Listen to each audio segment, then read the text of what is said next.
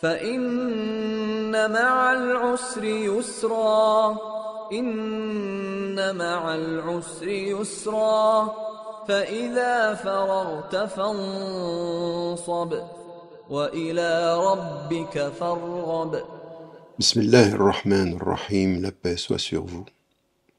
Nous avons parlé des puissants, nous avons parlé des lâches, en essayant de trouver une voie, comment agir, comment même agir avec nous-mêmes quand nous sentons en nous des parfums de lâcheté, comment il faut travailler sur nous-mêmes pour trouver la force, la confiance, pour se battre, ne pas faire partie des majorités silencieuses, mais être un homme, une femme de dignité, de courage, de dire les choses et trouver la voie la plus sage pour maintenir son émotion vivante, comme nous l'avons vu, et la parole de sagesse qui soit entendue.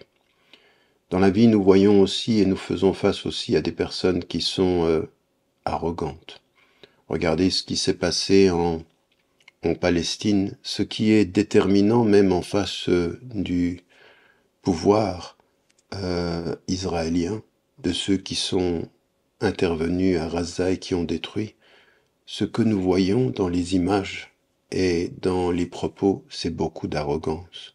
Et ça nous renvoie à des histoires, à l'histoire des hommes, finalement, à des figures historiques qui ont été arrogants, sûrs de leurs faits, qui a pensé que c'était un peuple élu parce qu'à rien, qui a pensé que c'était un peuple élu parce que choisi par le divin, qui a pensé que leur force était invincible, comme vous pouvez le voir aujourd'hui, au point de déshumaniser la population palestinienne, ou de déshumaniser les Africains, ou de déshumaniser les victimes, comme nous pouvons la voir également dans la façon dont sont traités les opposants dans le régime chinois, par exemple.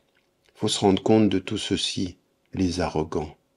Et nous avons dans la tradition, le prophète salam est dans un hadith Quds, al-kibriya rida, et c'est mon vêtement, c'est la grandeur et la fierté, cette arrogance, cette fierté mal placée qui fait que nous voyons des hommes, même dans notre communauté, des femmes et des hommes qui, avec arrogance, justifient leur silence, avec une certaine arrogance, parlent de leur pureté spirituelle.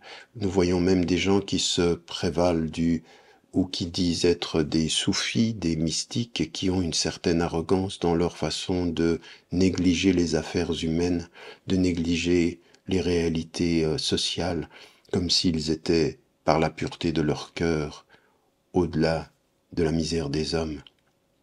Nous le voyons ici, nous le voyons là, c'est au sommet des pouvoirs et c'est parmi la communauté des hommes. Et par rapport à l'arrogance, quelle est la force? Quelle est la réponse? Alors, l'humilité. L'humilité qui est véritablement le sens même de ce que nous disons quand nous disons la hawla wa la quwwata illa billah, il n'a de pouvoir et de puissance qu'en Dieu. Avec humilité, il faut faire face à tous les arrogants et à toutes les arrogances. Il faut continuer et dire avec force dans un travail qui est très simple, une réflexion qui est très simple. Je fais ce que je peux, mais ce que je peux, je le fais. Parce que c'est ce qui nous a été demandé et ce qui est dit dans le Coran.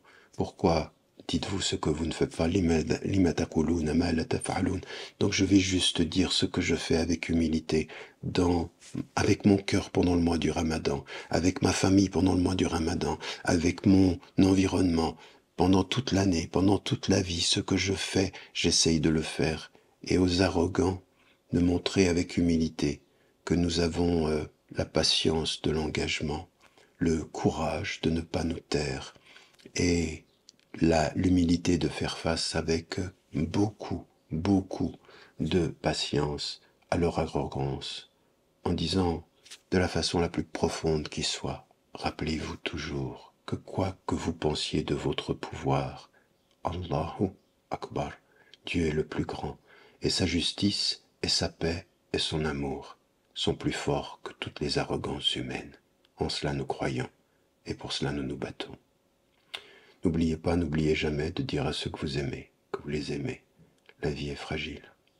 فإن مع العسر يسرا إن مع العسر يسرا فإذا فرغت فانصب وإلى ربك فارغب